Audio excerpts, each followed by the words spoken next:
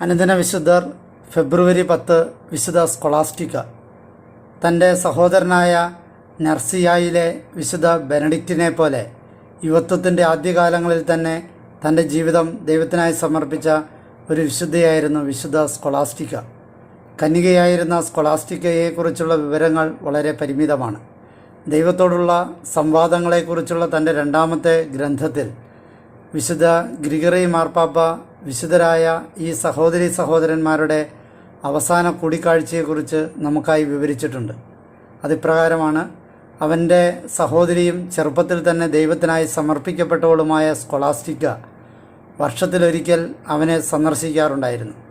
ഈ അവസരങ്ങളിൽ അവളെ കാണുന്നതിനായി ആശ്രമത്തിൻ്റെ ഉടമസ്ഥതയിലുള്ളതും ആശ്രമത്തിൻ്റെ പ്രവേശന കവാടത്തിൽ നിന്നും കുറച്ചകലെയുമായുള്ള ഒരു ഭവനത്തിൽ പോകുമായിരുന്നു.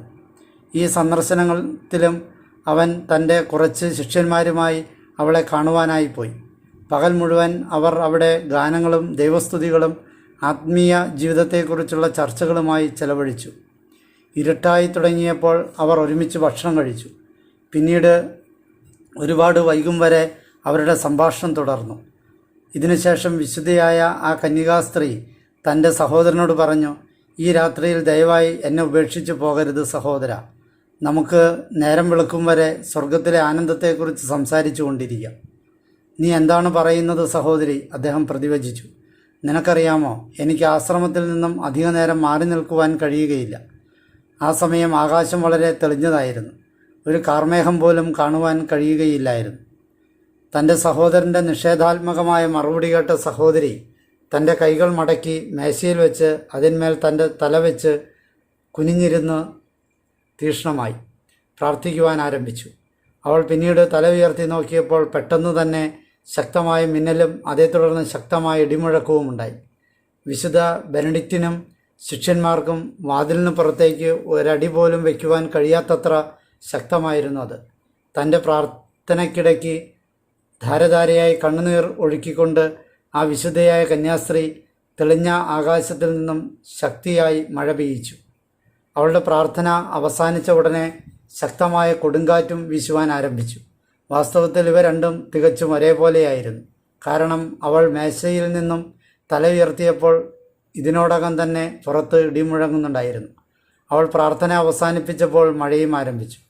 തനിക്ക് ഈ സാഹചര്യത്തിൽ ആശ്രമത്തിലേക്ക് മടങ്ങുവാൻ കഴിയുകയില്ല എന്ന് മനസ്സിലാക്കിയ വിശുദ്ധ ബെനഡിക്റ്റ് വളരെ പരുഷമായി അവളോട് പരാതി പറഞ്ഞു: "ദൈവം നിന്നോട് ക്ഷമിക്കട്ടെ സഹോദരി, നീ എന്താണ് ഈ ചെയ്തത്?" ഇത് കേട്ട് വിശുദ്ധ സ്കൊളാസ്റ്റിക്ക ഇപ്രകാരം മറുപടി പറഞ്ഞു: "ഞാൻ നിന്നോട് ആവശ്യപ്പെട്ടപ്പോൾ നീ അത് ശ്രവിച്ചില്ല. അതിനാൽ ഞാൻ ദൈവത്തിങ്കിലേക്ക് തിരിയുകയും അവൻ എൻ്റെ പ്രാർത്ഥന കേൾക്കുകയും ചെയ്തു. ഇപ്പോൾ നിനക്ക് സാധിക്കുമെങ്കിൽ എന്നെ ഇവിടെ വിട്ടിട്ട് നിൻ്റെ ആശ്രമത്തിലേക്ക് തിരികെ പോയിക്കൊള്ളൂ." അത് തീർച്ചയായും അവന് സാധിക്കുകയില്ലായിരുന്നു. അവന് തൻ്റെ താല്പര്യത്തിന് വിപരീതമായി അവിടെ തുടരുകയല്ലാതെ വേറെ വഴിയില്ലായിരുന്നു. രാത്രി മുഴുവൻ അവർ വിശുദ്ധ ചിന്തകളും ആന്തരിക ജീവിത ചിന്തകളും പരസ്പരം പങ്കുവച്ചു. അടുത്ത ദിവസം രാവിലെ വിശുദ്ധ സ്കൊളാസ്റ്റിക്ക തൻ്റെ മഠത്തിലേക്കും വിശുദ്ധ ബെനഡിക്റ്റ് തൻ്റെ ആശ്രമത്തിലേക്കും തിരികെ പോയി. 3 ദിവസങ്ങൾക്ക് ശേഷം വിശുദ്ധ ബെനഡിക്റ്റ് തൻ്റെ മുറിയിൽ ആകാശത്തേക്ക് നോക്കിക്കൊണ്ട് നിൽക്കുമ്പോൾ തൻ്റെ സഹോദരിയുടെ ആത്മാവ് തൻ്റെ ശരീരം ഉപേക്ഷിച്ച് ഒരു പ്രാവിൻ്റെ രൂപത്തിൽ സ്വർഗീയ രാജധാനിയിലേക്ക് പ്രവേശിക്കുന്നതായി കണ്ടു. അവളുടെ നിത്യമഹത്വത്തിൽ ആനന്ദഭരിതനായ സഹോദരൻ ഗാനങ്ങളും സ്തുതികളുമായി ദൈവത്തിന് നന്ദി പറഞ്ഞു.